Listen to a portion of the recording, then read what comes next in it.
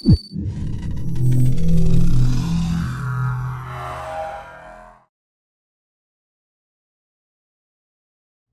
to the Wrestling Replays. Cato here with the AEW Dynamite Replay of the Week.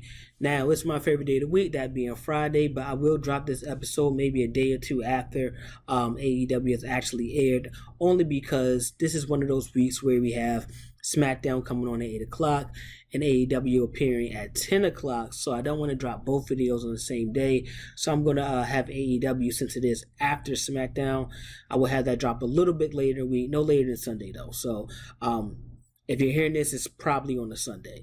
But let's go ahead and jump into AEW Dynamite, man. It was another really good episode of Dynamite.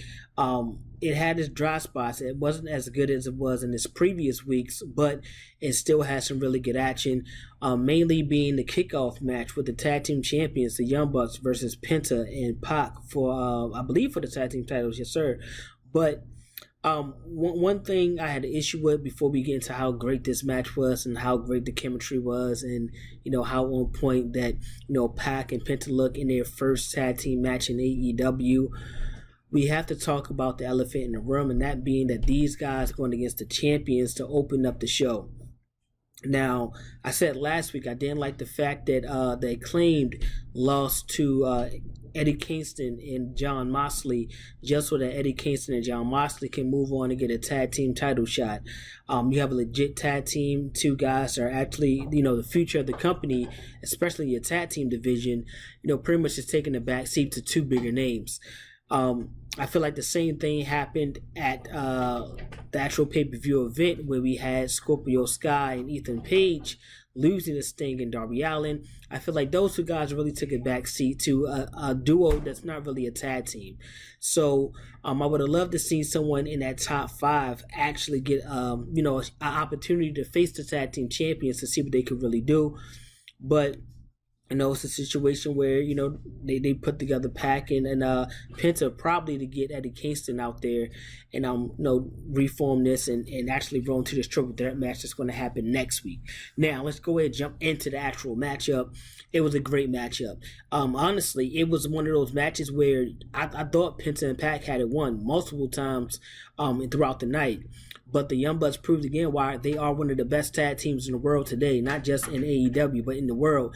These guys have really been, putting their name on the map over the past few years. And matches like this just show why they are as good as the reputation that precedes them. So this match was awesome, especially to open up AEW Dynamite. I thought this would have been a great match to main event the show, but I have noticed in the past recent weeks that AEW really kicks off their show with a bang, with really good matchups. So they followed right along with that trend by delivering a good match here. Now, after the match is where things got a little bit more interesting, because we had Eddie Kingston coming down and actually making the save for Penta and Pac. Now, that Eddie Kingston have his former best friend being Penta. Him and Pac never really got along. The Death Triangle was kind of, put on hold when Pac was out of action for a while. So Eddie Kingston kind of took over that leadership role in the Death Triangle, and he also had the Blade and the Bunny at the time with him also. Now, when Pac came back, the Death Triangle pretty much picked up right where they left off and left Eddie Kingston on the outs looking in. Now, Eddie Kingston made his way down to the ring to make the save. Now, I don't know if that's because, the feelings are there for his former best friend, which I doubt. I think it's most of the fact that, I don't like the Young Bucks, I don't like the Elite, and I'm really coming down here just for an opportunity to get myself a piece of the action. I've also been saying for weeks that there's going to be a small faction, a small little group that's going to slowly be making its way around to the point that Kenny Omega has to defend his title one-on-one. Now, looking at it that he has Jungle Boy in about 3 weeks from now, now, you already have Kazarian. You got Jon Moxley. You got Eddie Kingston. I'm pretty sure Pac and Orange Cassidy will love to throw their names in the hat as people to help keep the Elite out of the match when Jungle Boy finally gets one-on-one match. Not to mention that Marco Stunt and Luchasaurus should also probably be there. So I think Jungle Boy is going to actually have an opportunity to really face Kenny Omega one-on-one when he get a shot at the AEW title. Speaking of Jungle Boy, we got to see Jungle Boy team up with Christian Cage to go against Private Party. Now, if you watch the Double or Nothing pay-per-view in that Casino Battle Royale, Jungle Boy and Christian Cage pretty much, did their thing to eliminate Private Parties and eventually eliminated Matt Hardy to leave it one-on-one between those two.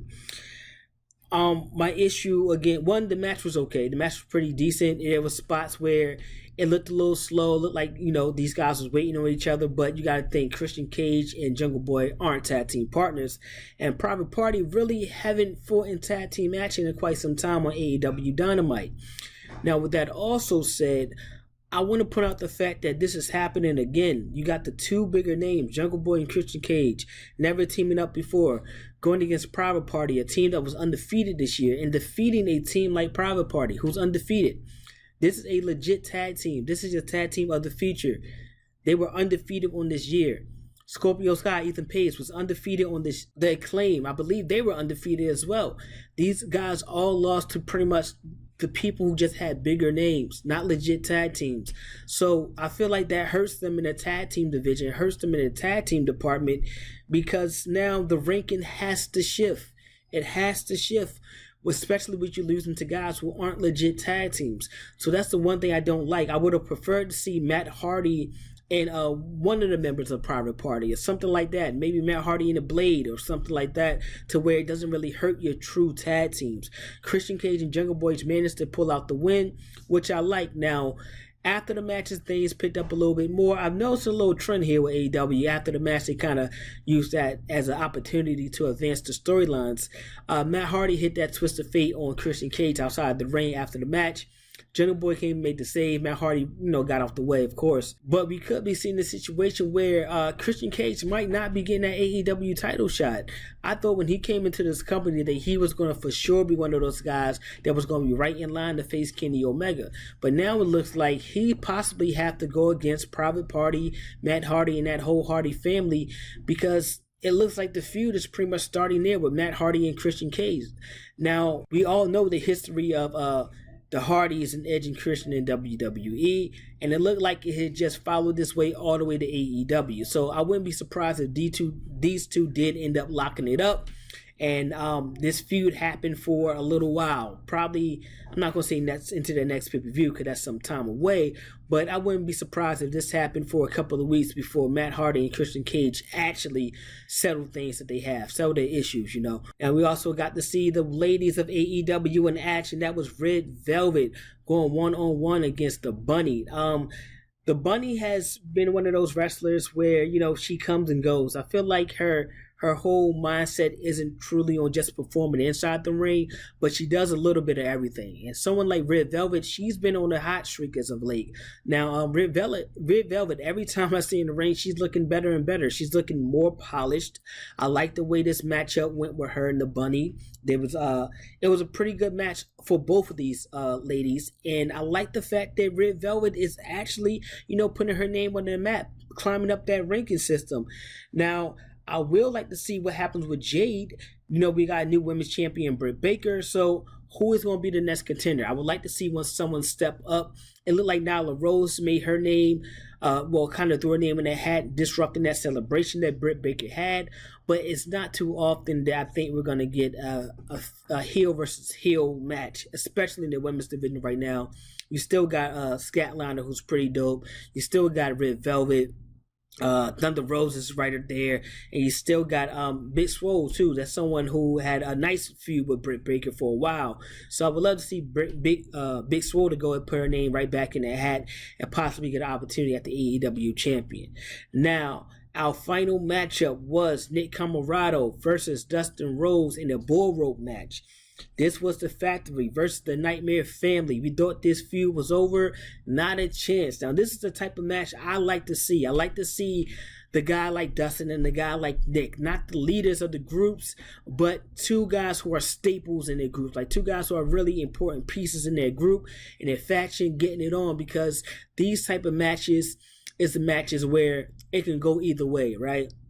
These is the type of matches that you need to help set up a good feud, a good storyline, because, the injury to Dustin or the injury to Nick will fuel the rest of the group to want to do harm to the other faction. You know what I'm saying? So this was a hell of a match, as I knew it would be. As I knew it would be with Dustin Rhodes and Nick Comoroto. I like it, man. I like this. I like Nick a lot. I still like the Factory. These are one of the best factions, I think, right now in AEW, just because of all the new talent they have. All these guys I see are champions. Well, at least Anthony Ogogo and Nick Camarado, I see these guys as champions, like in the future. They look the part and they're really good inside the ring. Unfortunately for Nick Camarado, he did come up short against Dustin Rhodes. This match is in Dustin Rhodes' wheelhouse, man. He's been doing this type of match since he was a young kid in the business. So he just pretty much showed Nick Camarado what we all knew was inside of Dustin this whole time, man. Like, certain matches are just for certain people, and this Bull Rope match was just Dustin's day. I would love to see these two lock it up again, maybe in a different style matchup. I think in a traditional one-on-one match, I think Nick Camarado actually going to have him. I think that combination of just power and bruteness is going to be enough to actually defeat Dustin Rhodes. Now, I did say this was the final match, but I forgot about one more match we had, speaking of the Factory in the Nightmare Family, and that was QT Marshall and Anthony Ogogo going against Cody Rhodes and Lee Johnson. Now, this was the type of finish that I expected to see at the Double or Nothing pay-per-view. Now, smart part on QT Marshall and Anthony Ogogo part by isolating Lee Johnson, and they pretty much isolated him most of the matchup. You know, the least experienced guy pretty much beating him down. Now, when Cody did finally get in the ring, he started to make a little comeback, but the distractions outside the ring from the Factory allowed Anthony Ogogo to land that knockout punch and actually defeat Cody Rhodes and Lee Johnson. Now, the Nightmare Family in the Factory, this has to come to a head, man. It has to come to a 4-on-4 matchup. I would love to have seen these guys in a War Game style match, but it will have to be something else. It would have to be a brawl for it all, or no DQ, or steel cage with weapons hanging. I don't know. It has to be something. But this feud is going to have to come to a head. You already seen both leaders of the factions mix it up in singles matches. But the only way I think for this to actually, you know, finish this feud to actually be complete and for it to be a true winner, a true victor of these two factions going head to head, it has to be a 4-on-4 style matchup. Now, that was your AEW Dynamite replay of the week. It was a pretty good episode, man. I liked the Nick Camarado and Dustin Rhodes match. I liked the QT Marshall, Anthony Ogogo, Cody Rhodes, Lee Johnson. I loved the opening match with the tag team champions in Pac and Penta. I would love to see Pac and Penta work together a little bit more. These guys gelled so well as a tag team. You would have thought they teamed up, you know, multiple times inside of AEW, but no, first time ever. So I would love to see a little bit more of that. Now, let me know what you guys think about AEW this week, this episode of Dynamite. What do you think is going to happen with the Factory and Nightmare Family? Do you think it will ever come to an end, man? These guys just seem to be going week after week after week. And what do you think about Jungle Boy? Do you think he has an actual chance to beat Kenny Omega one-on-one for that title, if it's a true one-on-one match? Man, let me know. Hit me in the comments or the DMs. You know I answer you right back every single time. And if you haven't already, please hit that like. Please subscribe and turn on your notifications so anytime we drop a video, you'll be one of the first ones to see it. Make sure you go run to that Instagram page and follow us at The Wrestling Replay. I am Cato. That was your AEW Dynamite replay of the week. I am signing out. Peace.